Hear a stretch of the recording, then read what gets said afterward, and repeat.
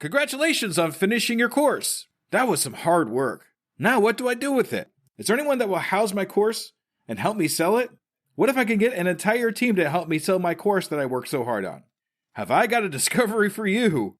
The Great Discovery not only has a place for your course, but a network of affiliates that are eager to sell your hard-earned course creation. Want to make a little more money so you can build your course or invest in yourself? Opportunities for all this and more await you at The Great Discovery, or go to tuepodcast.net/discovery for more information. Once again, that's tuepodcast.net/discovery for more information about how to join The Great Discovery now. This is an Undiscovered Legacy production. Undiscovered Entrepreneur, episode number 74. Hi, this is Marv from Pods Like Us, the show that hopes to help you find your next favourite podcast, and you are listening to Undiscovered Entrepreneur. And so our mission is to empower humanity.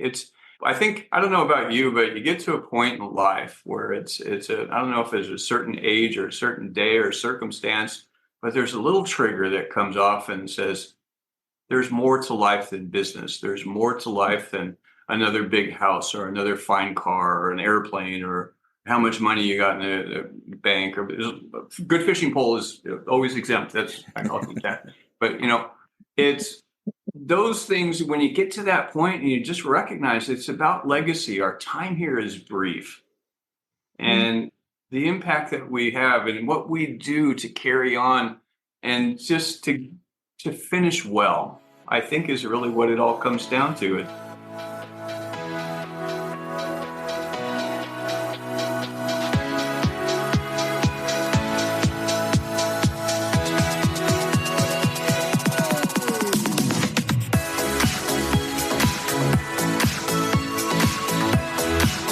Welcome to the Undiscovered Entrepreneur, the podcast where brand new entrepreneurs come to life and could quite possibly be discovered. Join me, DJ Scoob, and the rest of the Scoob believers as we help these new businesses become a reality. And now, away we go!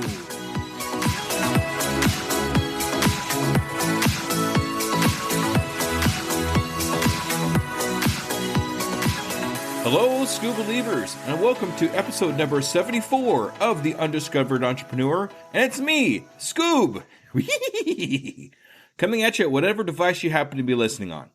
Okay, so first we're going to do a couple really quick announcements before I go into the Scoob believer of the week. Now, you may have noticed in my intro, I did not say DJ Scoob. That's right, I'm actually branching off the DJ and the DJ Scoob into another adventure I have going on right now on YouTube, DJ Scoob.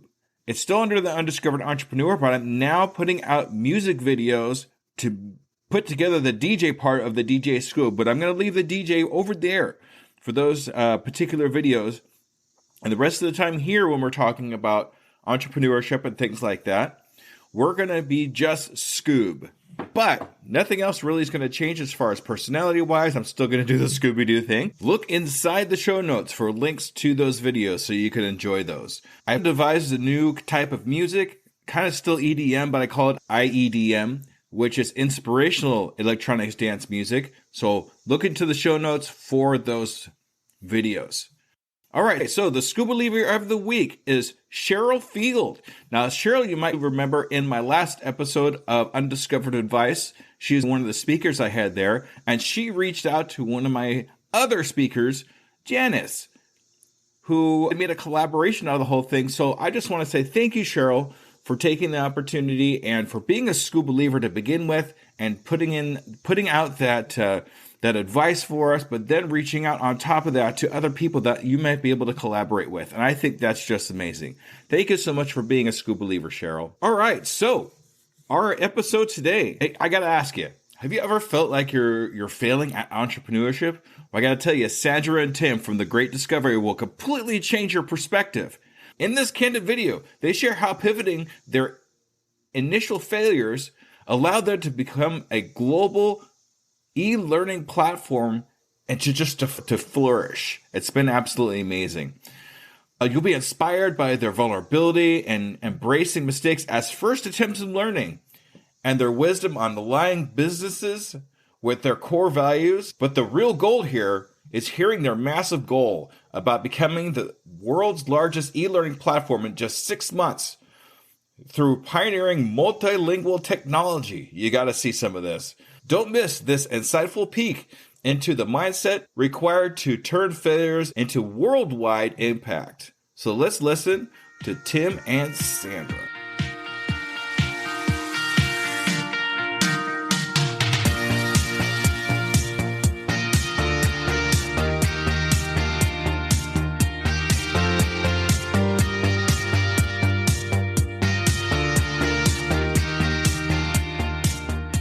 Salutations, Scoob believers, and we are here again with another amazing entrepreneur. But I don't have one experienced entrepreneur. No, I got two experienced entrepreneurs all in one shot for you today.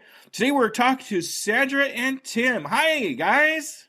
Hey, Scoob. How are you?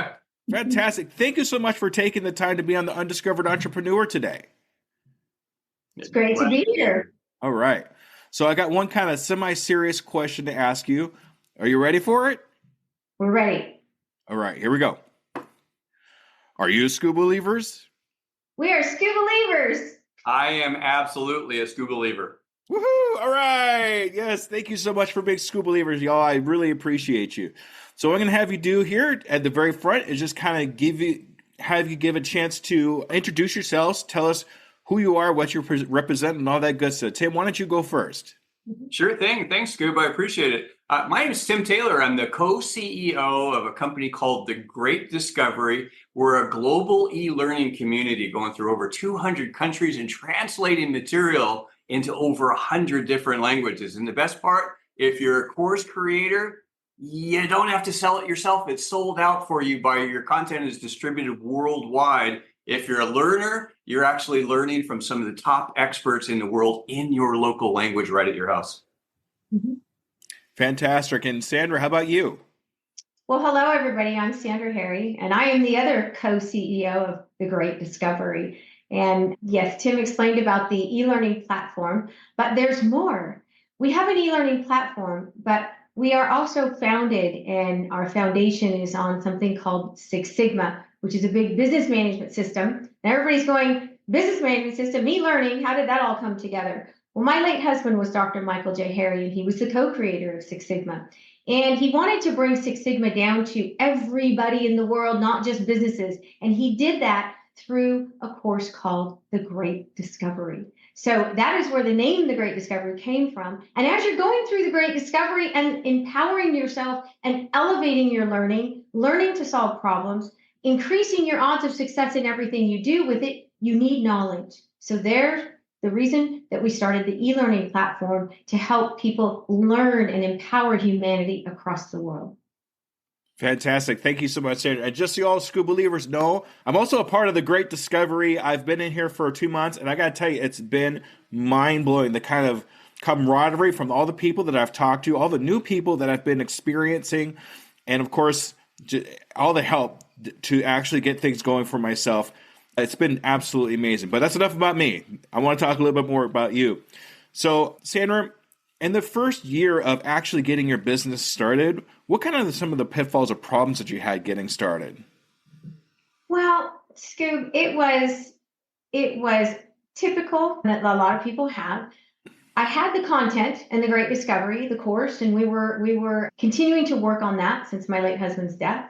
But I really needed someone to come in and help us with the vision and really guide us in how we were going to get this out to the world. So my background is finance and Six Sigma. I'm an executive master black belt in Six Sigma, but I'm not so good on the how are we going to get it out and how are we going to monetize it and all that great stuff. So I had to wait for someone to walk into my life that was able to do that. And that Tim walked into my life and he agreed to be the other co-CEO. And just to let everybody know, he is also my husband, my new husband. So it was a match made in heaven.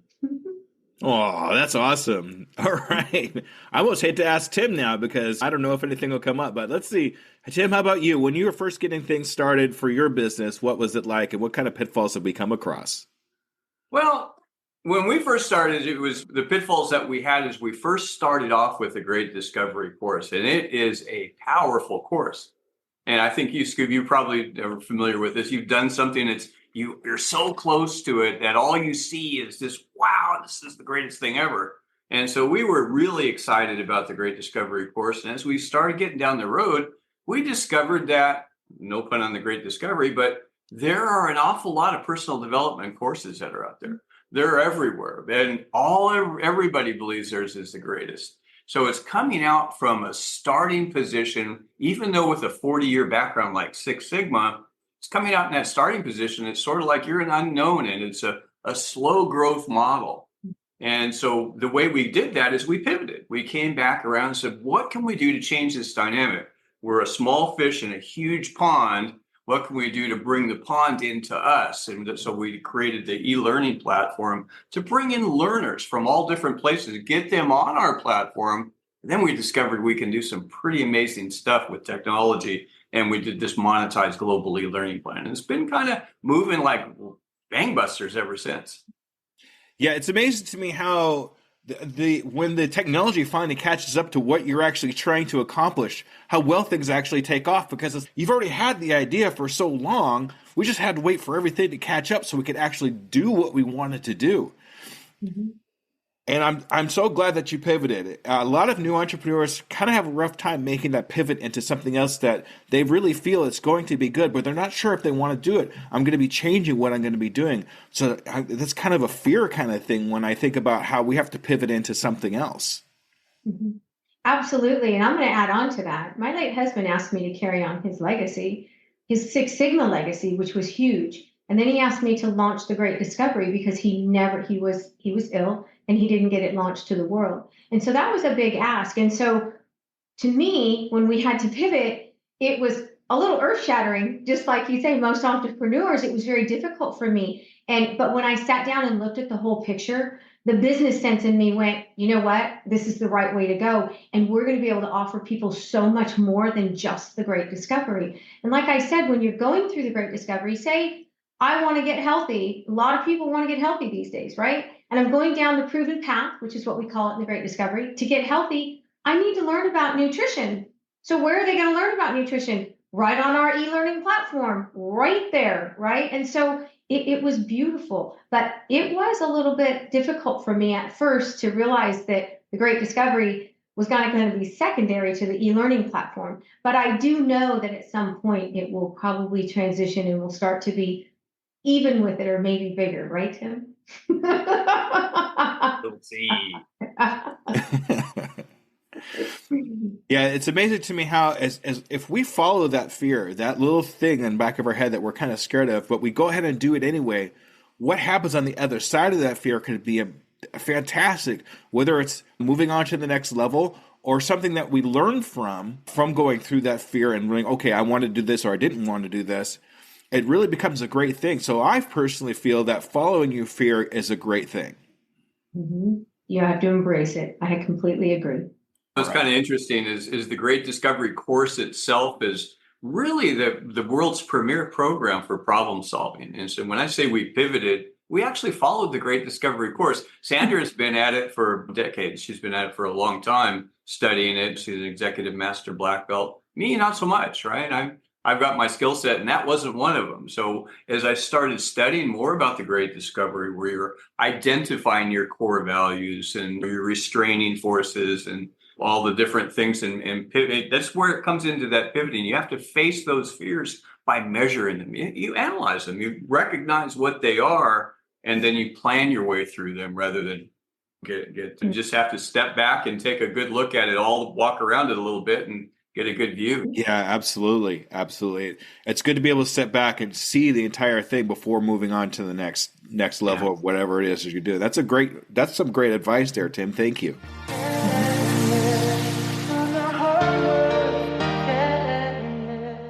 When we're getting started, when we all get started and are starting to move things along, is there a pitfall that kind of gave you a good lesson? Okay, I'm glad I had this pitfall because this was the outcome of that. Anything like that ever happened to you?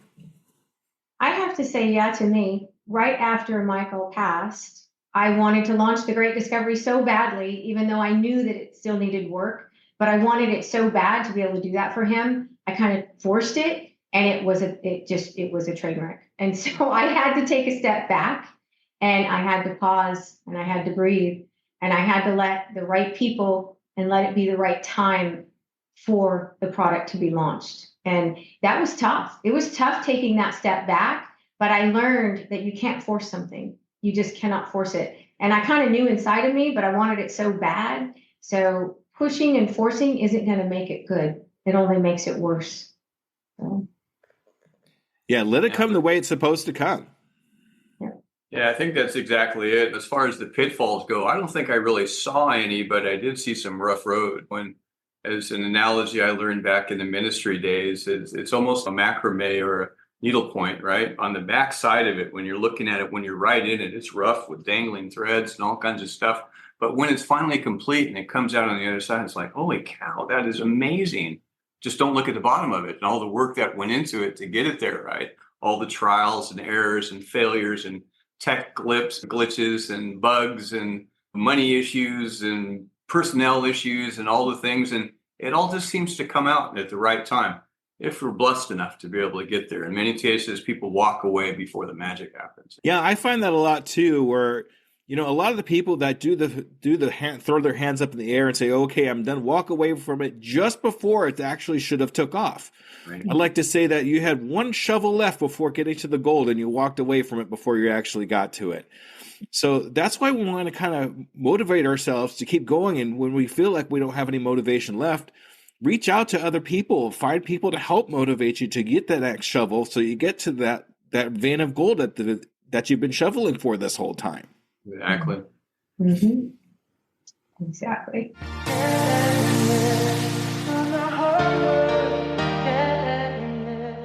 All right. So I'm going to look at this from the other side now. Was there a failure you were actually proud of? I'm proud I had this failure. Well, that's a great question for me. And this is going to sound funny, but I'm proud that I failed in my last marriage because I met Sandra. She's amazing. She was my balance and everything.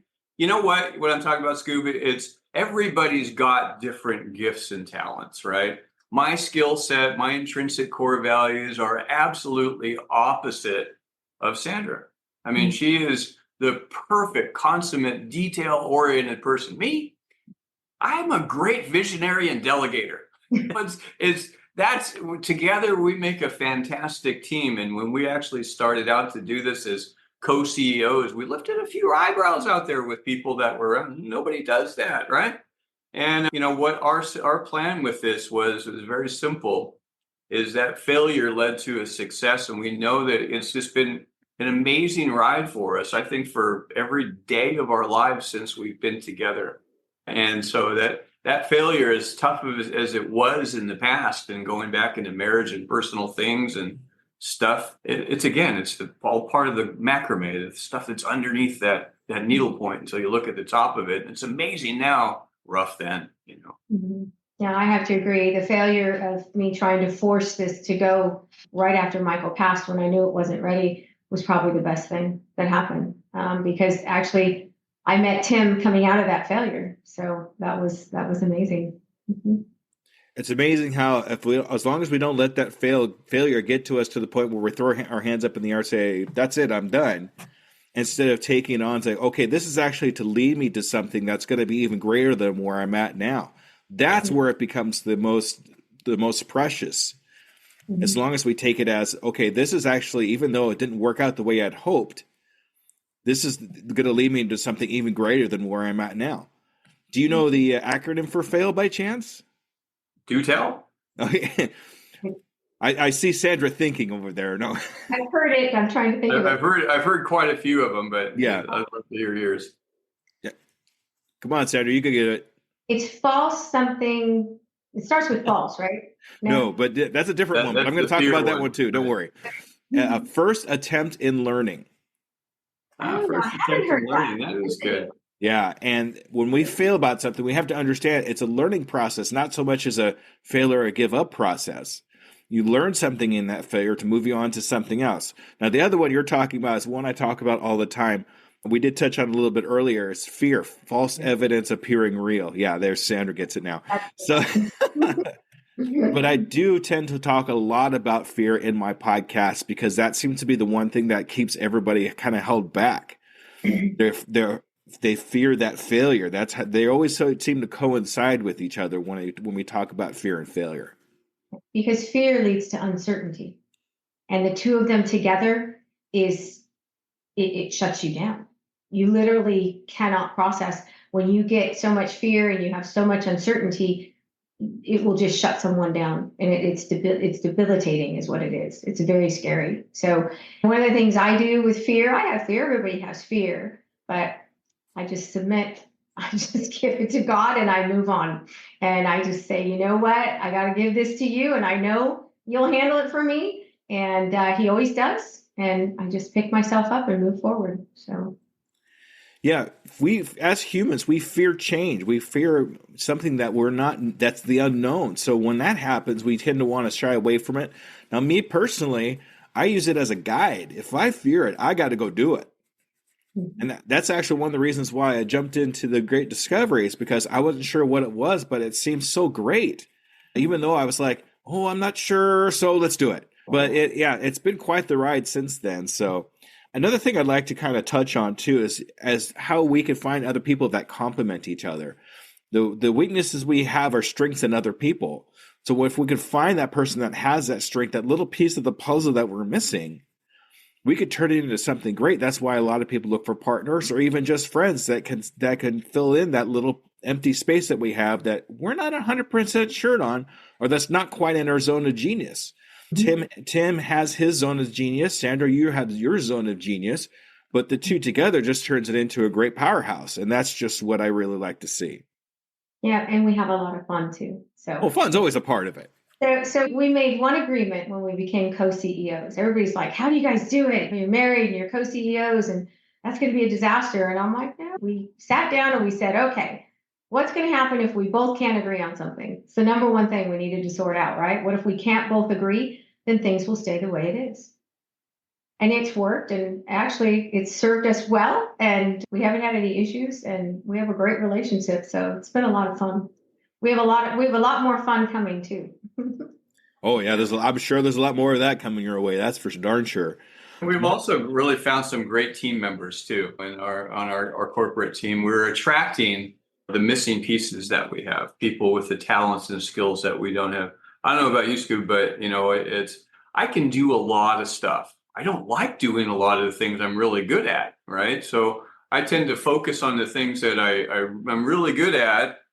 Something if we have to do them until I find somebody that really likes to do those things and does them, and then I can get on to doing the things I'm really good at and I enjoy doing too. Sometimes the production work and the behind the scenes stuff and the detail things, I'm maybe adept at it because I've had so many years, but it's not my favorite, right? And then you line up and you find somebody that just ticks all their boxes, right? They're all excited about doing something that you're not. And you found the right person. Exactly. I'll give you a good example of that. I love to edit. Every single podcaster I've ever talked to said, editing is terrible. It's hard. It takes a long time. But you know what? I love doing it.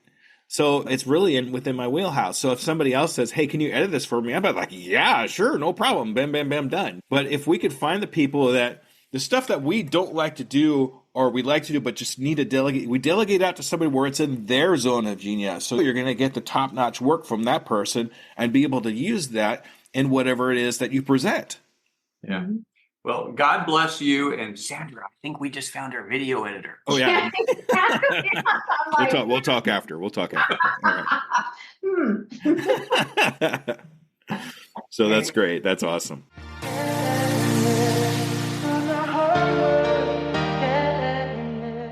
I'm going to look at it a little different now at the same time. Currently, in all your vast accomplishments you've made up to this point, what is the one thing you're most proud of accomplishing?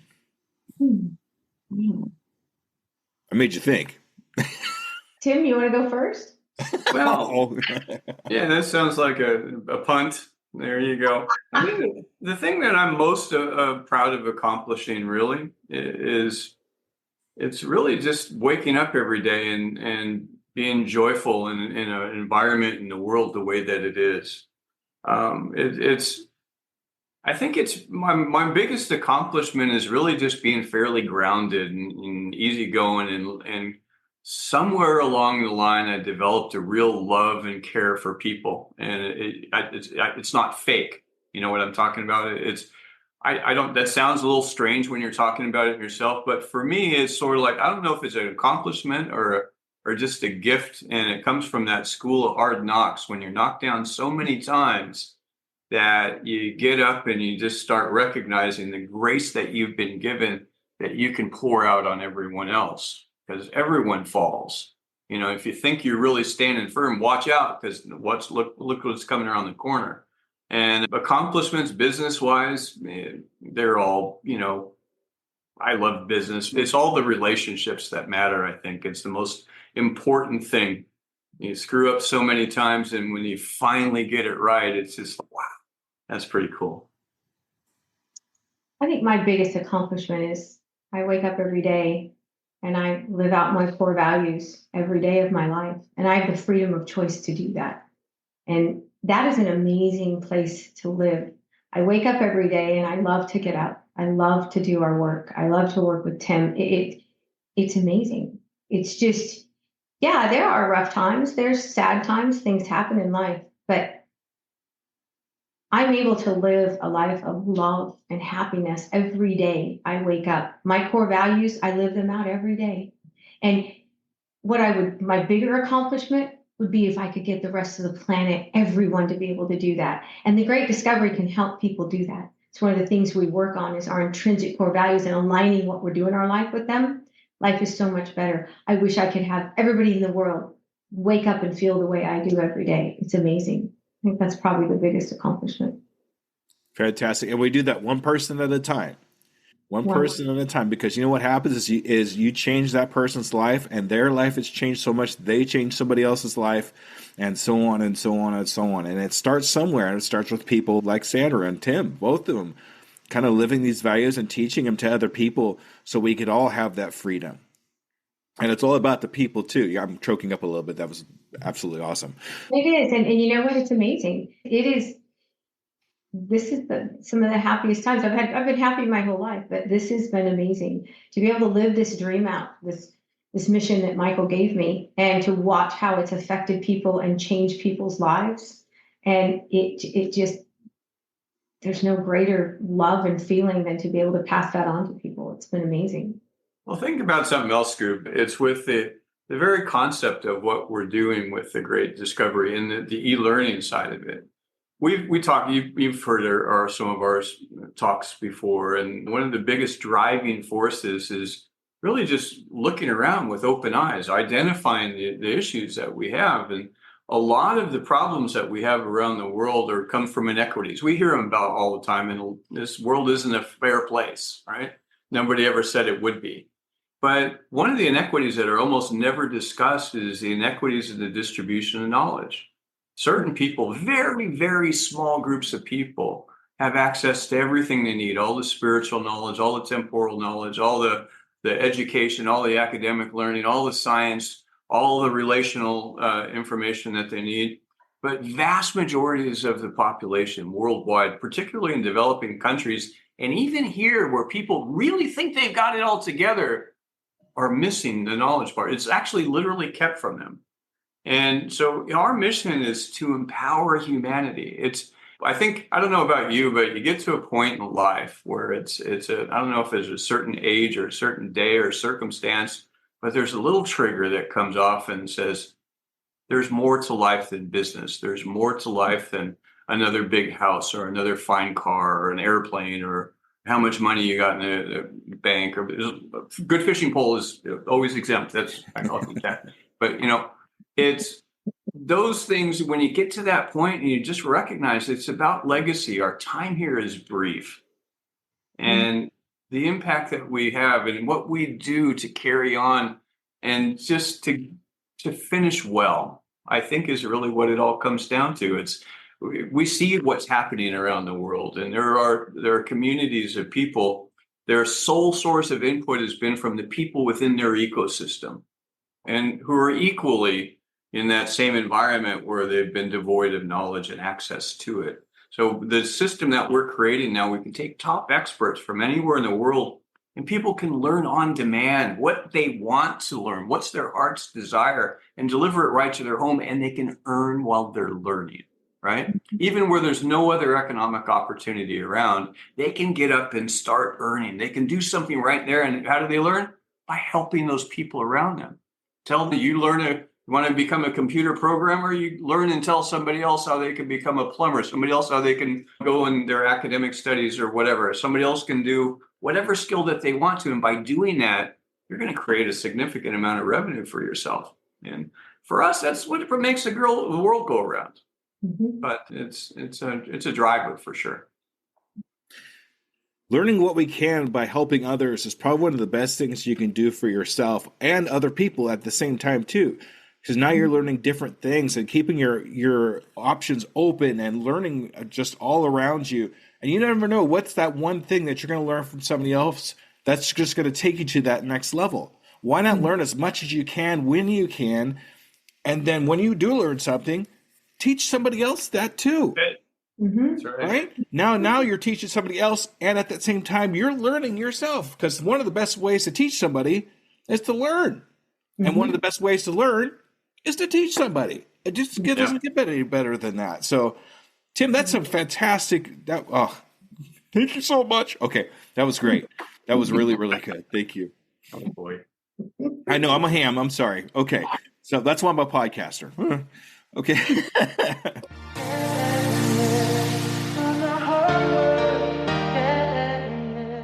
Let's give you a little example here. If you were to come across somebody that you knew was a brand new entrepreneur just getting started in their entrepreneurial adventure, what advice would you give them before they actually jumped into an entrepreneurship? I think one of the first things I would do is I would have them really sit down and do some work on what are their intrinsic core values and help them really sort out what they are. Those are our internal core values. And the mistake that we see over and over and over again is that most people go out and say, oh, Scoob's core values are X, Y, and Z, and I want mine to be that because I want to just be like him, right? And so they take on other people's core values thinking that they can become theirs, and that's not the truth. The truth is that we are all born with our intrinsic core values, and they develop in us by the time we're about 8 or 9 years old, and they stay with us. We may think we have other core values because we are not in touch with ours, but I would suggest that person sit down and really get in touch and really make sure that at least one of those core values is in alignment with entrepreneurship, and at least entrepreneurship, and then at least one or more is in alignment with what focus they're going to go into. I mean, that is the first thing I would do with someone. Fantastic. Thank you, Sandra. That's awesome. Tim, for you? Well, there's two things, and first, I'm speaking by the school of hard knocks, and I've done businesses that didn't work. They were abject failures, and usually they were driven by impulse, something that I saw that looked really cool. I didn't spend much time thinking about it or going through it. Just looked like a great opportunity, and it presented itself right there. And those things happen sometimes. And like Sandra's saying, it was outside of my core values of what I was doing. I was ill-equipped to handle it at the point. I didn't look into what the potentials and researching and due diligence on that business. Yeah, and since then, it comes down to a little bit more simplistic. It comes down to pray before you're going to do any type of a business. For me, where I've been highly successful is stop. When I heard about it, I stop and pray about it. And then the second application is, this is going to sound corny. Let's go through that great discovery course. I'm telling you, it is absolutely it lines that you're going to start with step 0, identifying your mission. What is it you're going to do? And then you work your way back through it. It's reverse planning on your point. And if you start recognizing those, you start seeing those restraining forces. And if they're something that you can't find a way around, don't do it. Find another mission, right? Mm-hmm. Find something that you can prove that path. You get the proven path to where you want to go in your mind. It's like a good golfer. When you can envision the ball going up around the corner and hitting and rolling down that hill right into the hole. When you see it in your mind, then you can actually do it. But until you see it, you can't get it sometimes. So step 2 of the Great Discovery, step 1 is identifying your dream or mission. Step 2 is intrinsic core values. And then do they align? So it is very, very powerful. Fantastic. I gotta tell you, Tim, I'm a miniature golfer myself. I don't do real golf, but that's okay. That's a great analogy. I love it. Well, I can knock a squirrel out of a tree at about 5 yards. No problem. Yeah. All right. That's better than me, but we'll talk about that later. Okay.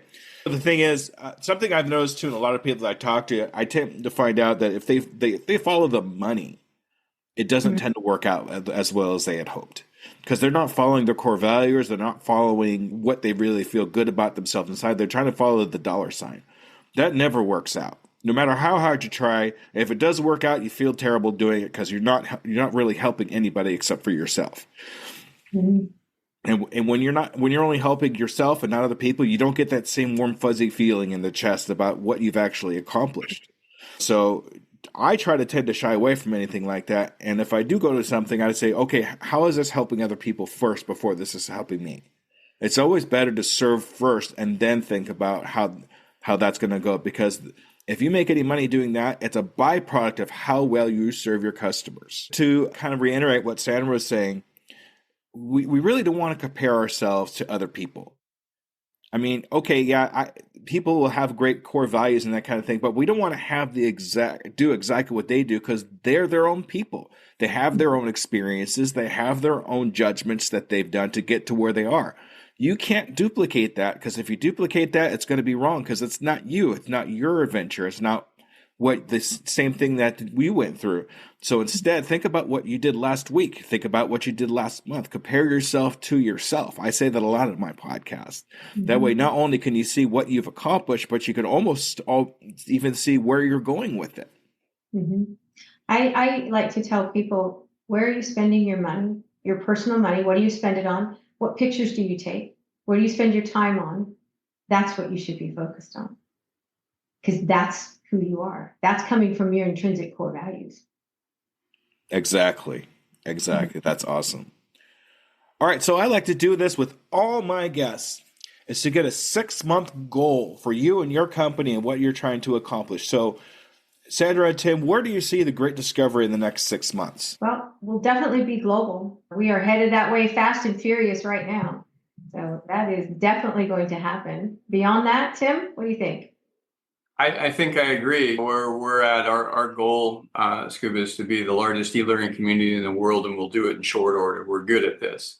And where we'll be in 6 months is going to be essentially in most countries in the world with live two-way communications. So this is what our launch is coming up. Pretty oddly enough, about 6 months from now, it will be in October. We're doing our global simulcast launch, where we're heading out to Asia next week, and then we're going over working in different areas. So we're setting up key distribution centers and key teams. And in October, we'll have a live simulcast with live events. So we're doing an event simultaneously in Manila, another one in Kuala Lumpur, another one in Dubai, another one in Bangkok, and one in London, I think, a couple other places, Italy. And all at the same time, but they're all interactive. I mean, the magic happens when humanity can talk to each other.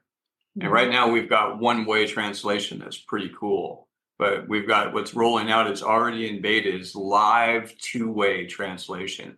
Imagine doing your podcast and being able to have your listeners or your guests actually be able to communicate with you 60 languages simultaneously. In real time, your voice, your mannerisms, your energy, and being able to understand how many world's problems can we solve when people can actually talk with each other without someone saying he said, she said, right? And interpreting it for them.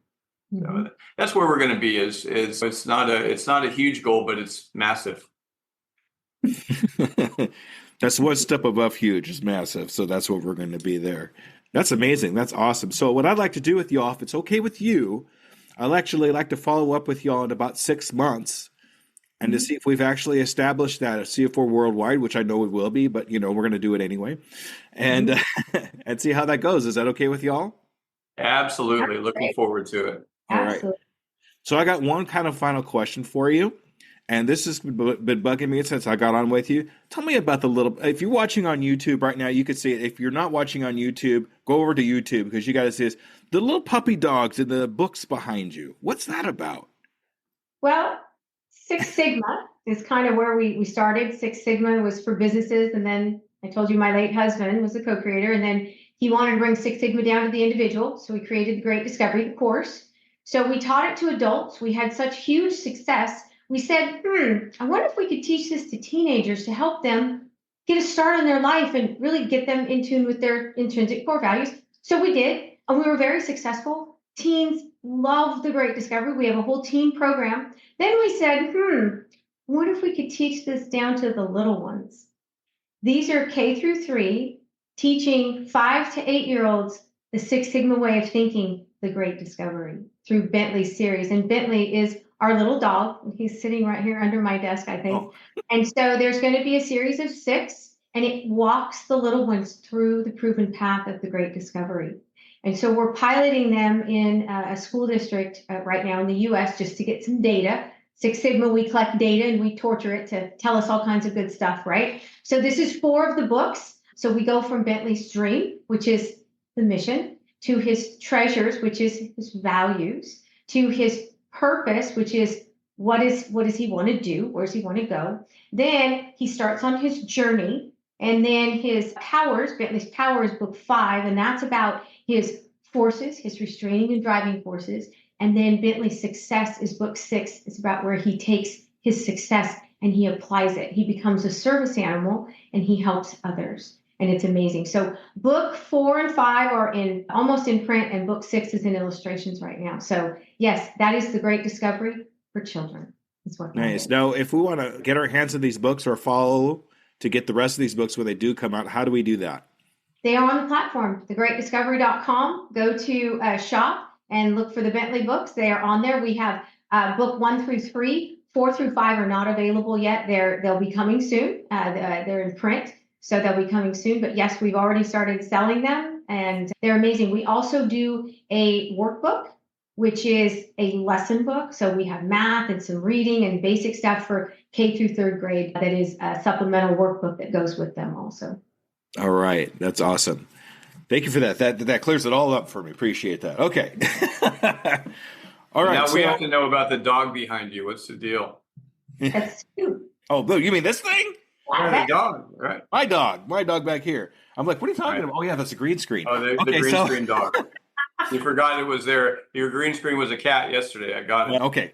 So as my stage name is Scoob, right? And the reason why everybody else knows this, but I'm going to explain it to you. The reason it's Scoob is because I do the perfect Scooby-Doo voice and laugh.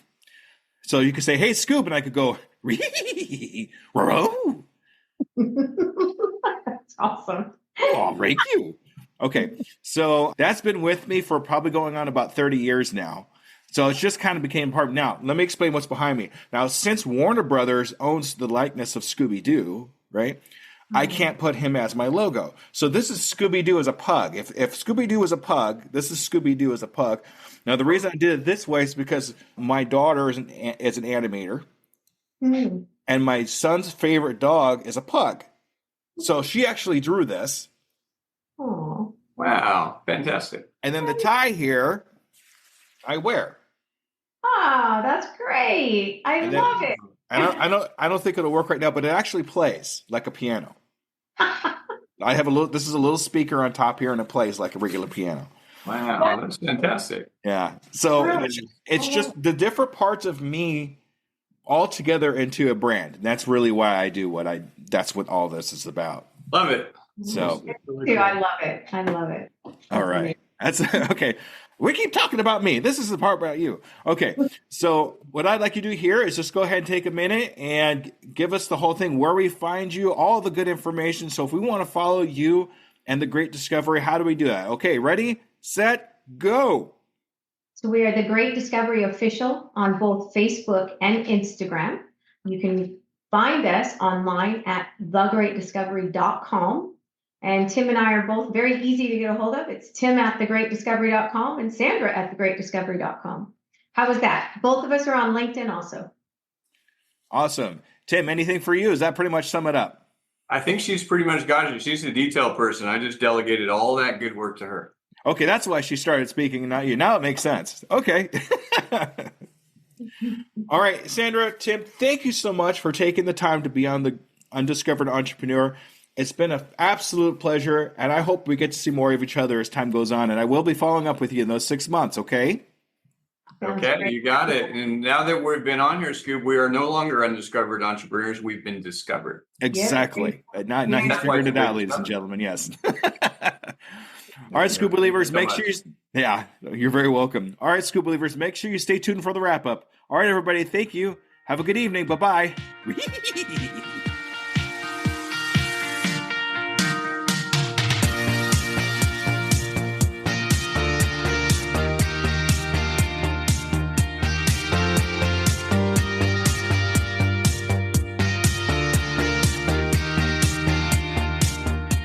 All right, Scoob believers, that was just, I really love Sandra and Tim getting together and being able to both be on the podcast. That's just fantastic. It's really hard to get two people at once onto a podcast because of scheduling and that kind of thing. But I got to tell you, there's some fantastic people. It was so great to have them on the podcast. I really liked being able to talk about the pivot as we kind of move things along and we change things. We can't be afraid to pivot and move into something else if we need to. Make sure you check out what you're doing first, but don't be afraid to pivot into something else that might actually be greater. And don't be afraid that if it's not that great, you could always pivot back or just go somewhere else. That's one of the nice things about it being an entrepreneur is you don't need to wait for permission for somebody to do something different or get permission from somebody else to do something different, something new, or go back to whatever it was you were doing. And I got to tell you, they both complement each other nicely. I love how they work together as a team to answer all the questions. And if they're doing that, then they're great leaders because they complement each other in their leadings. It's fantastic. We talked about failure. We talked about their core values. So strong on the core values and what they're doing. And not comparing ourselves to other people, but comparing ourselves to ourselves. Something I always talk about in the podcast. And I love it. Time for an update for what I'm doing and what I'm trying to accomplish. If you want to join me in finding out more about the Great Discovery, it's been amazing so far, and I think we all as entrepreneurs can benefit from it. Join me in an event that I've put together. Go to tuepodcast.net/event to schedule in and join me in this event that I'm putting together to explain to you, the Scoob believers, about how the Great Discovery works. So I really hope I get to see you there. Also, coming up July 7th, that is a Sunday, I'm going to start putting out the new segment, Business Conversations with Pi. That's right, we're actually now, starting July 7th, going to be putting out 3 episodes a week. I'm not sure how I'm pulling it off, but it's going to work. We are publishing 3 times a week starting July 7th. So please, I need your help with that. If you want to ask an AI a question about your business, go to tuepodcast.net/ASKPI as Ask Pi, and I'll be happy to ask my AI friend the question that you have and give you the credits for asking that question. All right, we're going to keep this one kind of short because I know we're all busy and we're all doing our things. Make sure you stay tuned for Friday where we have our next edition of Undiscovered Advice, where we have 5 entrepreneurs with amazing advice for you. All right, Scoob believers, thank you so much. You have a great day. Bye.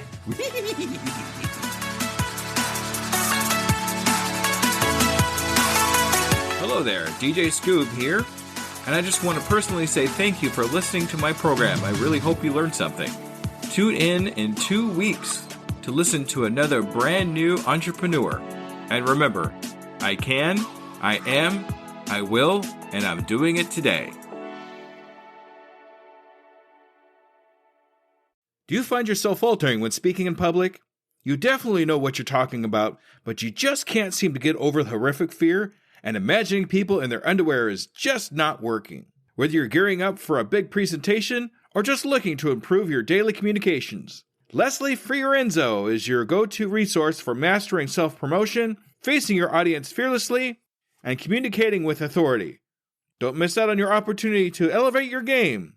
Contact Leslie Fiorenzo now, or go to tuepodcast.net/speak to step into the spotlight with confidence. Your adventure in public speaking mastery starts here and now. Don't wait to get your voice heard. Book your free consultation at tuepodcast.net/speak to start your adventure in speaking excellence today.